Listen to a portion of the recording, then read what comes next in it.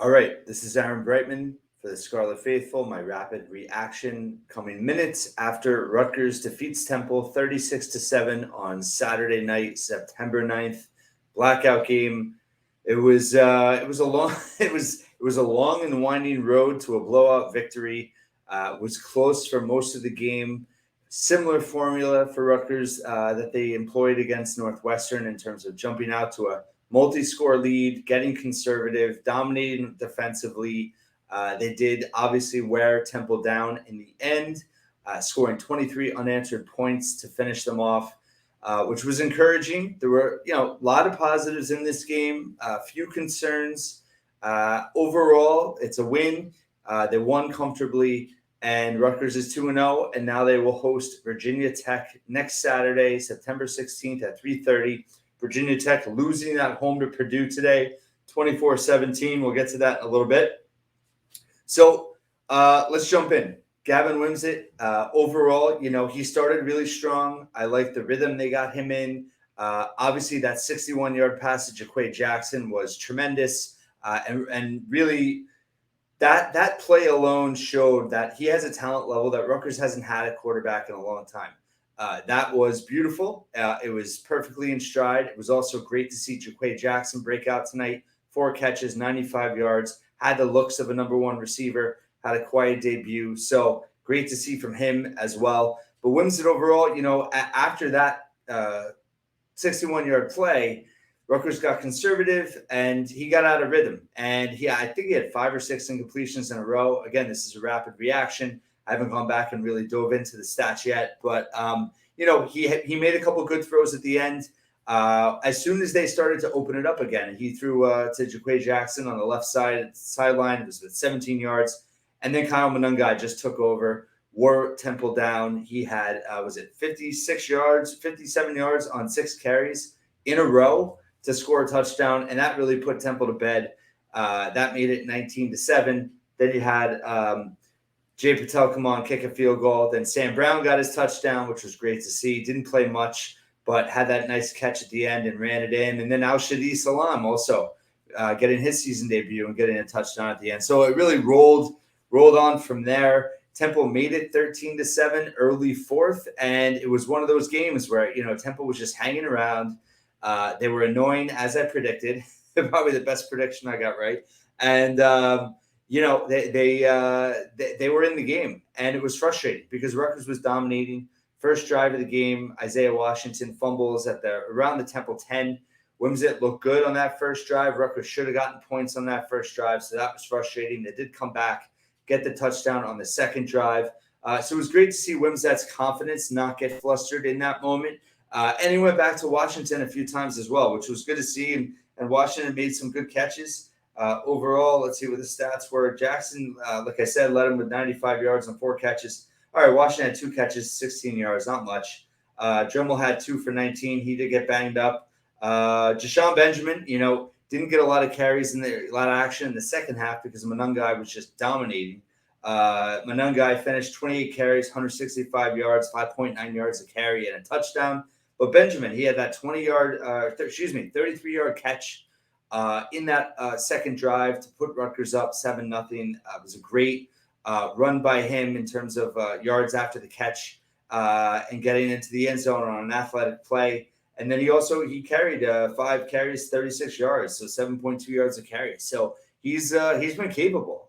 Really encouraging for him to see him as a true freshman. But going back to Wimsatt, overall finished 50%, 11-22, 199 yards and a touchdown.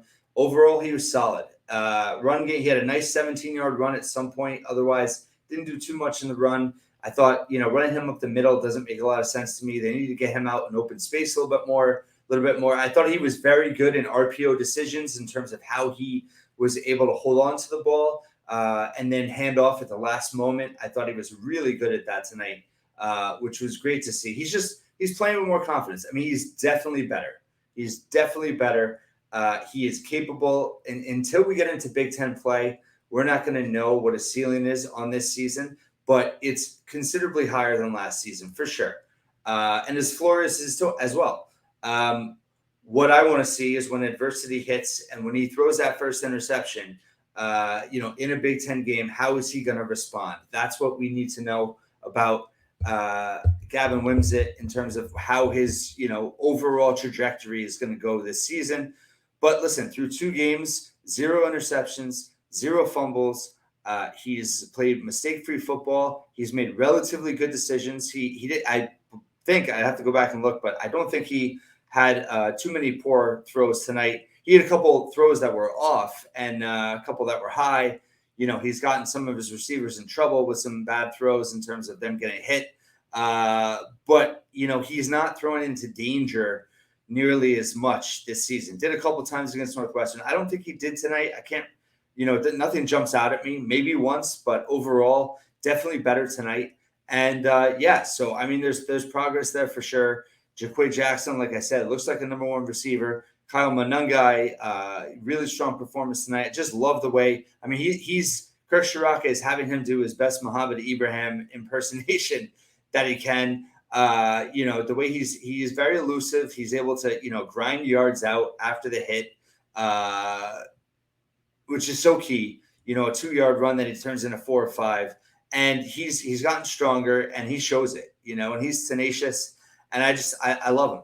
I think he's legit. And Sam Brown now, on that 20-yard catch, I think it was, he glides. It was great to see him glide on that catch. He still got it. So he's rounding back into form. We didn't see Aaron Young again. He was questionable on the availability report, but doesn't seem like it's too serious. So listen, when Rutgers gets him back and Brown in full swing, I mean, this is going to be a deep, deep running back unit, and it's going to be really interesting to see how successful they are in Big Ten play, which leads us to the offensive line. Had some moments, obviously, wore Temple down in the run game towards the end, struggled at times. I mean, that third quarter overall for Rutgers was pretty bad. The play calling was bad. Execution was bad. The offensive line didn't do much. They did, Tyler Needham, there was a play, I tweeted it, wrote about it. Tyler Needham and Holland Pierce, both tackles, were writhing in pain on the ground at one point. In the first half, it was a terrible sight to see. Holland Pierce ended up being fine. He played the rest of the game. Tyler Needham got carted off. Didn't look good. I don't know what the situation is. Shiano may be talking about in his press comments right now, but definitely didn't look good. Seems like it's significant, but we'll see. Hopefully not. He had locked down that starting right guard spot. So Kamar Missouri replaced him in the game. But overall, the offensive line needs work. And to lose a starter potentially for a long period of time is not ideal. Holland Pierce, I'm glad he's healthy, and it was a credit to him to come back. But he had a couple big mistakes tonight. And again, I've talked about going into the season, everyone kind of just assumed him and Dunlap moving to the left side was going to be seamless, and it's not. And he's still adjusting. And he got beat a couple times. He had a penalty. It's a work in progress. So he's got to get up to speed. He's got to be the anchor for this line, and this line's got to get up to speed for Big Ten play. Michigan looming 2 weeks from now. Obviously, need to take care of business against Virginia Tech, which we'll get to again in a moment. In terms of the defense, I mean, really strong performance. They bent, but they didn't break. In a couple instances, they didn't get as much pressure as they did against Northwestern. But they got 2 turnovers. You had the Jordan Thompson turnover late, interception late. But Shaquan Loyal, deja vu, getting that big interception that really put the nail in the coffin. Rutgers had, a couple opportunities to get fumble recoveries. One, they were basically robbed of by the officials. The other one, I don't know how they didn't come down with it. So could have been even better performance. Could have had 4 turnovers in the game. But still, they were able to limit Temple. What was Temple in the run game? They were pretty terrible. Temple only ran for 68 yards, 2.8 yards per carry. Not good. EJ Warner, he's a tough kid, just like his father. And what did he finish? 20 of 48, 230 yards, touchdown, 2 picks. Not a great game for him. They contained Sadi. He only had 13 yards rushing. Dante Wright is pretty good, and he had 5 catches, 59 yards, and a touchdown. But they were able to limit Ahmad Anderson Jr. He just had 36 yards on 2 catches. So overall, I mean, they're limiting the big plays. They are getting they got enough pressure. They didn't, have as many tackles for loss tonight. Was it 4 overall? They had 1 sack, which was Loyal. Loyal he's stepping up at the safety spot. We hoped he would, and he is. Excuse me, Igbenusin got the sack. Loyal got the interception, but Loyal had another big hit. Igbenusin had that big 15-yard safety blitz sack. So the safeties are represented. Flip Dixon had a big game. He had how many? I think he had 2 deflections, and he had a couple big plays. He had 7 tackles. Yeah, he had 2 pass breakups, 3 solo tackles, 7 total. And Deion Jennings, I mean, what can you say about the guy? I wrote about it and talked about it this week. I even predicted, he'd probably get an interception in this game, or one of the linebackers, him or Powell. He had 3 pass deflections, 3 pass breakups in this game. He is so good in pass coverage. It's ridiculous. And Motoré is looking really good. He had 7 tackles. He had 2 quarterback hits. The defense is looking solid. Melton and Longerbeam, it gives – I love the confidence that Harris Simiak is showing in them when they do those safety blitzes on 3rd down. It just shows they have total faith in them as corners to lock down the receivers in big spots, and they're able to get to the quarterback like that. So the defense has been really good. Obviously, they haven't faced 2 good offenses yet. Virginia Tech's not great, but that's another big test. How they do against Michigan, that's how we're, that's certainly going to be the first major test. Obviously, if they pass Virginia Tech, if you lose that, then, and the defense doesn't play great, then that's a red flag for sure. But encouraging for sure. Jay Patel, field goal kicker, really happy for him, bouncing back after going 1 of 2 in the season opener, having that 38-yarder go off the post. Tremendous performance tonight. Hit a 51-yarder early on, then a 43-yarder, then a 23-yarder late. Consistency, automatic. He looks the part. I mean, he's got a big leg. His stature, I think his presence on the field, he exudes confidence as a field goal kicker, and I love it. Flynn Appleby, he had a couple moments. He had a nice bounce. He had a 55-yard punt when Rutgers was pinned in their own, deep in their own. He punted out of the end zone. He kicked it. It got a nice bounce, 55 yards to the Temple, I believe, 39-yard line. He doesn't have a huge leg, not like Corsack for sure, but he's been pretty solid. He really has. And he had another one inside the 20 at one point.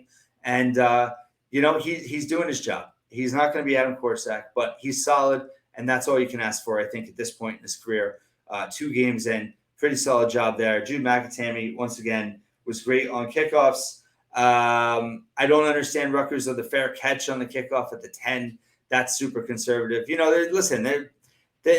were pretty conservative at times. And that 3rd quarter just lulled everybody to sleep, including the team.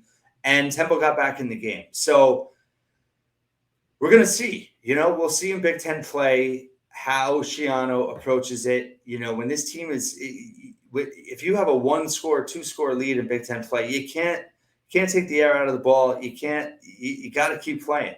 And I'm very curious to see, hopefully, listen, Rutgers isn't that used to playing with a lead in the Big Ten, but, they're going to have chances. And if you play mistake-free football, if you have a really good defense, you still have to score, and you still have to move the chains, and you have to sustain drives. Rutgers did ultimately win the time of possession, where it was 34 minutes, I believe, after it was, kind of nip and tuck going into that 4th quarter in terms of that time of possession. Yeah, 35 minutes, 34-59. So pretty solid, 35-25.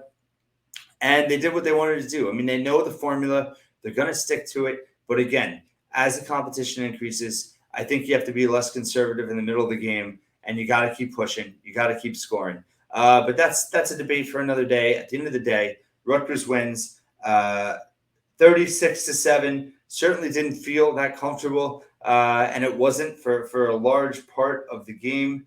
I think I mentioned Salam. Yeah, he came back. It was great to see him score, as well as Sam Brown. And overall, I think through 2 weeks, this team looks improved. Are they good? I honestly don't think we know that yet. I think it's too early to tell. I don't think Northwestern's good, even though it's good to see they blew out UTEP today. I don't think Temple's great. I think they'll be okay in their conference, the AAC. But Rutgers hasn't played a team yet that will really be able to tell us how good they really are. And beating Virginia Tech is certainly a necessary step to continue the conversation to good. Most importantly, Hope Me to October is alive and well, 2-0. You get that win over Virginia Tech. You got Wagner. No matter what happens at Michigan, you're 4-1 in October. Wisconsin, I believe they lost to Washington State on the road tonight. It's not going to be an easy game, but it's not, completely out of the realm of winning that game. And then you have Michigan State at home, and then you're at Indiana. So everything that we wanted to still be on the table at this point is still on the table, and that's a win. So you have to be happy with that. Wimsatt's looking better. The defense is looking legit. Specials has been pretty solid. Offensive line, a concern as expected. Wide receiver group, a lot of improving this there. Jackson obviously looked good. Ian Strong didn't play tonight really at all. I don't know if he played any snaps. Don't really know the reason there. We'll find out. Obviously, it's got to be something, not just because they couldn't get him on the field. But, a little bit more there. Tight ends really weren't too involved tonight in the pass game. So kind of what we had hoped and expected has happened so far. We're going to learn a lot more about this team next week and then the week after that at Michigan. But, fair to be excited for sure. I picked them to go 4-8. I wanted them to obviously they had to win these two games, without a doubt. And Virginia Tech's a huge swing game. Whether they lost to Purdue or not, it doesn't matter. If you beat Virginia Tech, it's a huge swing game in the trajectory of the season. If you lose it, it's a big gut punch that's going to make it very hard to go to a bowl game. So next week's absolutely huge. Doesn't matter if Virginia Tech lost. And as we know, as Rutgers fans, that would be so typical for Rutgers to lose that game. So big week ahead. They finally get a full week of action in terms of rest. Very curious to see what the injuries are like. Piling up a little bit, I think. So we'll see what Chiano says. We'll see what the updates are this week. Thank you for listening and watching to my rapid reaction once again. And follow all my post-game coverage at thescarletfaithful.com. We got a lot more coming out, and obviously throughout the week as well. Have a great rest of your Saturday night, and 2-0.